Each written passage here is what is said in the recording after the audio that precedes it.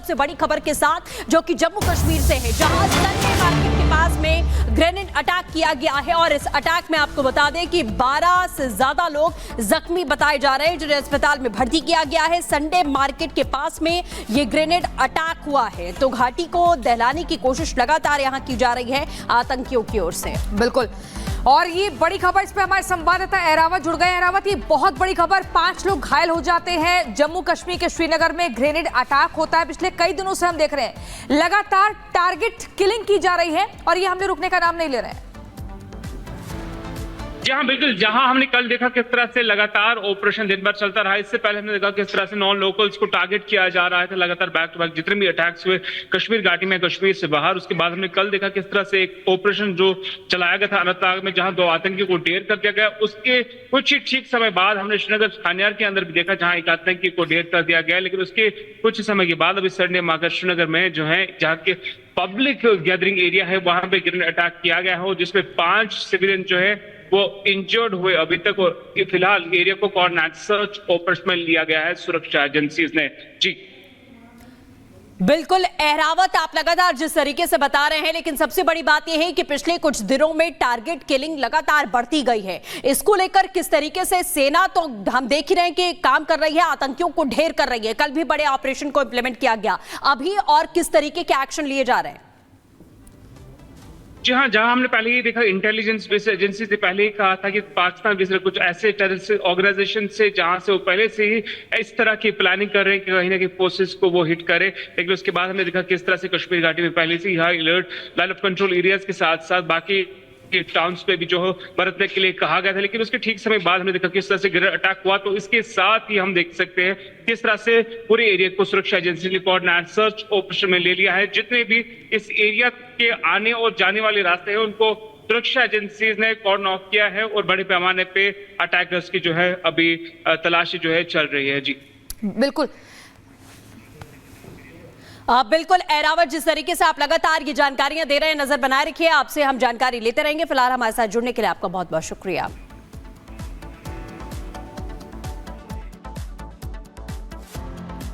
देश की सीमाओं की सुरक्षा और आदिवासियों की भूमि, बेटी और रोटी की सुरक्षा, इसका भी प्रतिघोष इस संकल्प पत्र में दिखाई पड़ता है।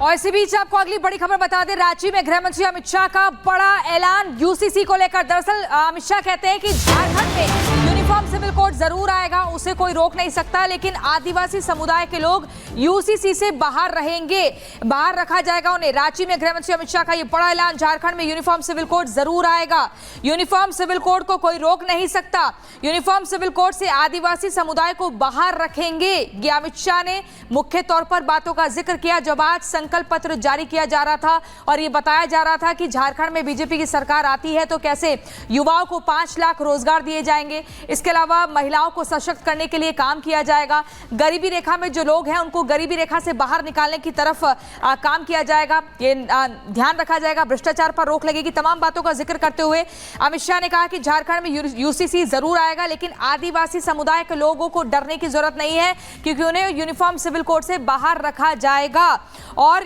यूनिफॉर्म सिविल कोड को आने से कोई रोक नहीं सकता है। कि तमाम बातों का जिक्र आज गृह मंत्री अमित शाह ने किया। तो झारखंड चुनावों का मैदान पूरी तरीके से तैयार है और आपको बता दें कि हर दल लगातार जीत के बड़े बड़े दावे कर रहा है। इसी बीच में भारतीय जनता पार्टी ने अपना संकल्प पत्र जारी कर दिया है और यूसीसी लाने का वादा यहां पर किया गया है। इसी पर आपको दिखाते हैं खास रिपोर्ट।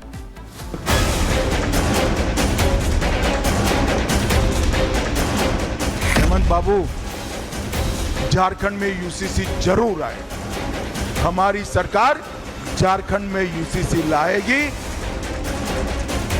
झारखंड के विधानसभा चुनाव सबसे बड़ी खबर के साथ जो कि जम्मू कश्मीर से है, जहां संडे मार्केट के पास में ग्रेनेड अटैक किया गया है और इस अटैक में आपको बता दें कि 12 से ज्यादा लोग जख्मी बताए जा रहे हैं, जिन्हें अस्पताल में भर्ती किया गया है। संडे मार्केट के पास में ये ग्रेनेड अटैक हुआ है, तो घाटी को दहलाने की कोशिश लगातार यहां की जा रही है आतंकियों की ओर से। बिल्कुल, और ये बड़ी खबर, इस पे हमारे संवाददाता अहरावत जुड़ गए। अहरावत, ये बहुत बड़ी खबर, 5 लोग घायल हो जाते हैं। जम्मू कश्मीर के श्रीनगर में ग्रेनेड अटैक होता है। पिछले कई दिनों से हम देख रहे हैं लगातार टारगेट किलिंग की जा रही है और ये हमले रुकने का नाम नहीं ले रहे हैं।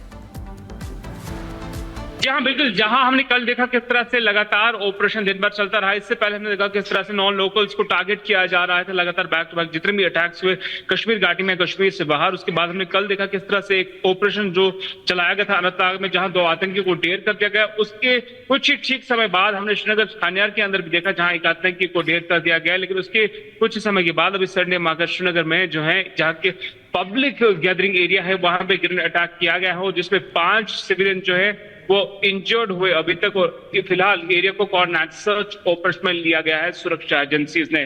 जी बिल्कुल अहरावत, आप लगातार जिस तरीके से बता रहे हैं, लेकिन सबसे बड़ी बात यह है कि पिछले कुछ दिनों में टारगेट किलिंग लगातार बढ़ती गई है। इसको लेकर किस तरीके से सेना, तो हम देख ही रहे हैं कि काम कर रही है, आतंकियों को ढेर कर रही है। कल भी बड़े ऑपरेशन को इंप्लीमेंट किया गया, अभी और किस तरीके के एक्शन लिए जा रहे हैं? जी हाँ, जहां हमने पहले ही देखा इंटेलिजेंस बेस्ड एजेंसी से पहले ही कहा था कि पाकिस्तान भी कुछ ऐसे टेररिस्ट ऑर्गेनाइजेशन से जहां से वो पहले से ही इस तरह की प्लानिंग कर रहे हैं कि कहीं ना कहीं फोर्सेस को वो हिट करे। लेकिन उसके बाद हमने देखा किस तरह से कश्मीर घाटी में पहले से ही high alert line of control areas के साथ साथ बाकी टाउन्स पे भी जो हो बरतने के लिए कहा गया था। लेकिन उसके ठीक समय बाद हमने देखा किस तरह से ग्रेनेड अटैक हुआ। तो इसके साथ ही हम देख सकते हैं किस तरह से पूरे एरिया को सुरक्षा एजेंसी ने कोऑर्डिनेट सर्च ऑपरेशन में ले लिया है। जितने भी इस एरिया के आने और जाने वाले रास्ते हैं उनको सुरक्षा एजेंसीज ने कॉर्डन ऑफ किया है और बड़े पैमाने पे अटैकर्स की जो है अभी तलाशी जो है चल रही है। जी बिल्कुल बिल्कुल अहरावत, जिस तरीके से आप लगातार ये जानकारियां दे रहे हैं, नजर बनाए रखिए, आपसे हम जानकारी लेते रहेंगे। फिलहाल हमारे साथ जुड़ने के लिए आपका बहुत बहुत शुक्रिया।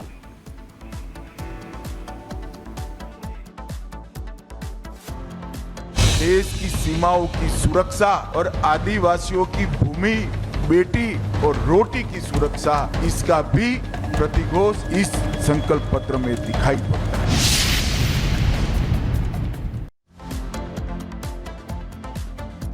और इसी बीच आपको अगली बड़ी खबर बता दें, रांची में गृह मंत्री अमित शाह का बड़ा ऐलान यूसीसी को लेकर। दरअसल अमित शाह कहते हैं कि झारखंड में यूनिफॉर्म सिविल कोड जरूर आएगा, उसे कोई रोक नहीं सकता, लेकिन आदिवासी समुदाय के लोग यूसीसी से बाहर रहेंगे, बाहर रखा जाएगा उन्हें। रांची में गृह मंत्री अमित शाह का ये बड़ा ऐलान, झारखंड में यूनिफॉर्म सिविल कोड जरूर आएगा, यूनिफॉर्म सिविल कोड को कोई रोक नहीं सकता, यूनिफॉर्म सिविल कोड से आदिवासी समुदाय को बाहर रखेंगे। ये अमित शाह ने मुख्य तौर पर बातों का जिक्र किया जब आज संकल्प पत्र जारी किया जा रहा था और ये बताया जा रहा था कि झारखंड में बीजेपी की सरकार आती है तो कैसे युवाओं को 5 लाख रोजगार दिए जाएंगे। इसके अलावा महिलाओं को सशक्त करने के लिए काम किया जाएगा, गरीबी रेखा में जो लोग हैं उनको गरीबी रेखा से बाहर निकालने की तरफ काम किया जाएगा, ये ध्यान रखा जाएगा, भ्रष्टाचार पर रोक लगेगी। तमाम बातों का जिक्र करते हुए अमित शाह ने कहा कि झारखंड में यूसीसी जरूर आएगा, लेकिन आदिवासी समुदाय के लोगों को डरने की जरूरत नहीं है क्योंकि उन्हें यूनिफॉर्म सिविल कोड से बाहर रखा जाएगा और यूनिफॉर्म सिविल कोड को आने से कोई रोक नहीं सकता है। कि तमाम बातों का जिक्र आज गृह मंत्री अमित शाह ने किया।